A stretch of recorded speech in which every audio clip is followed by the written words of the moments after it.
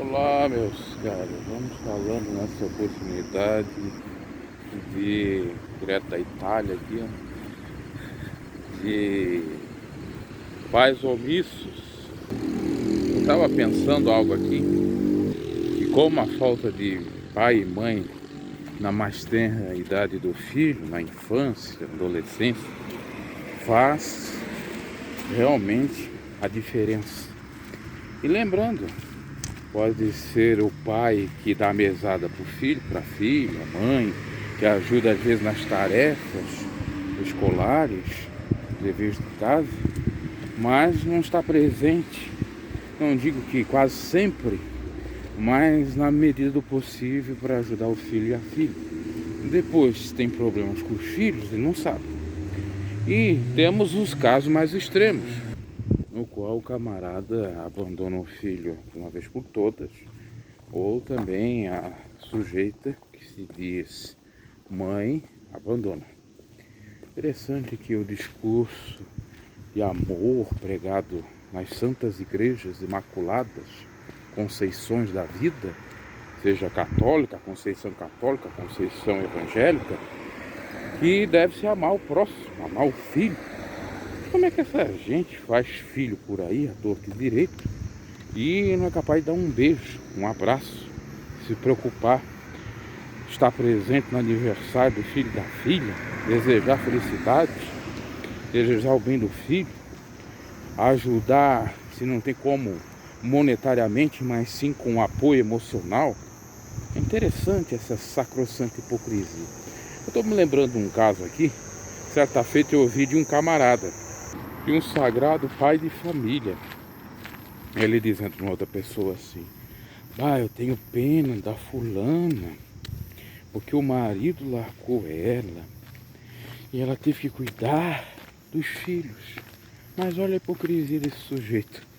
Tendo pena da mulher que tinha que cuidar dos filhos, ele mesmo abandonou o filho dele, largou para os pais da mulher dele cuidar, que seriam os avós. Olha só, então, tem empatia com o caso dos outros e não tem empatia com aqueles da sua própria casa.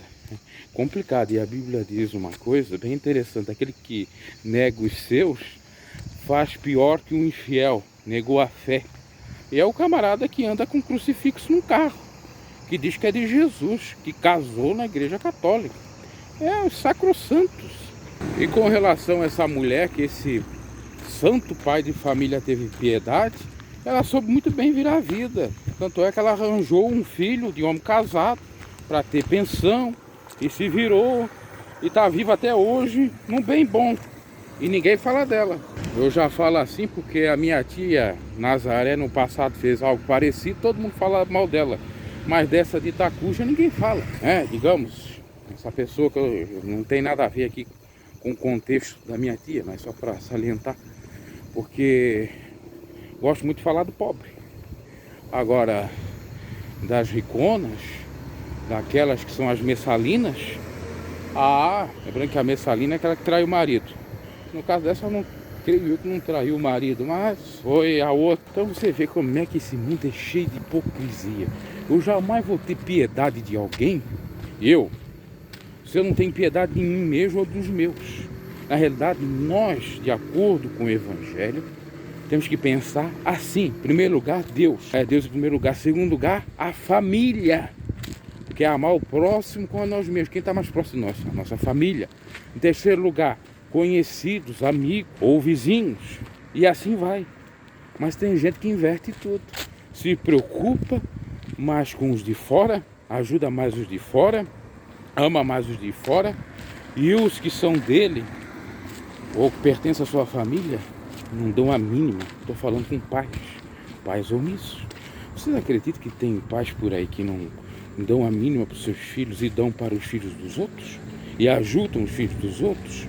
E são às vezes até pai presente para filho de outrem que não tem pai, ou que o pai é falecido, ou que o pai abandonou. A gente tem que analisar isso. Até tinha uma expressão interessante, o jornalista, comentarista Luiz Carlos Prato falava, acho que ele ainda fala, que está vivo, nesse exato momento que eu estou gravando esse vídeo em 2023, setembro. Coisa interessante referente à relação de pais e filhos, que é a seguinte: muitas pessoas são órfãos de pais vivos. Órfãos de pais vivos. Tá cheio de pessoas assim.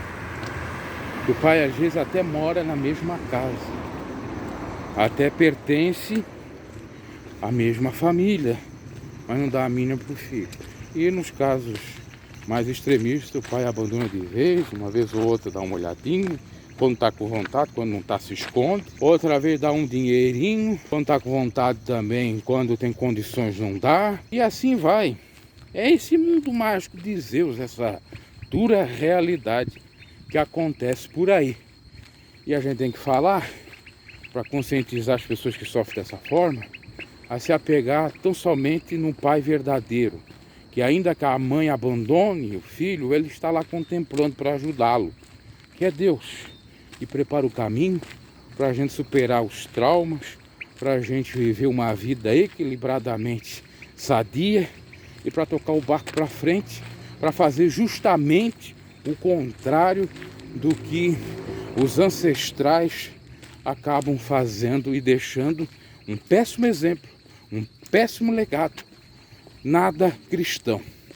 E voltamos à questão: igreja salva, ser religioso salva, pertencer à igreja católica salva, pertencer à igreja evangélica salva? É óbvio que não salva, porque se salvasse essas pessoas que frequentam esses templos, elas seriam pessoas mais humanas, amariam a Deus sobre todas as coisas, próximas a si mesmo, amariam as suas famílias, procurariam no máximo fazer aquilo que deve ser feito. E outra, a pessoa quando não ama, coloca interjeições, empecilhos. Eu não vou amar mais o meu filho, porque o meu filho já passou da maioridade, já não tenho mais nenhum dever. Não, você até morrer, você que é pai, se é que você é pai, você tem um dever de, no mínimo, amar, respeitar e desejar bem o seu filho, e não irritar o seu filho. É o que manda a palavra de Deus: pais, não irritei seus filhos. E os filhos, até os pais que estiverem vivos, têm um dever de respeitá-los e amá-los, e se puderem ajudá-los na sua velhice. Essa é a mensagem do Evangelho. Quem não segue isso, sinto muito, não tem nada a ver com o Evangelho de Cristo, com a Boa Nova de Cristo. Então, pais que são omissos, não sejam. Em nome de Jesus, passe a não ser a partir de agora doravante. Ou mude, que haja uma conversão realmente ao verdadeiro amor, ao Evangelho.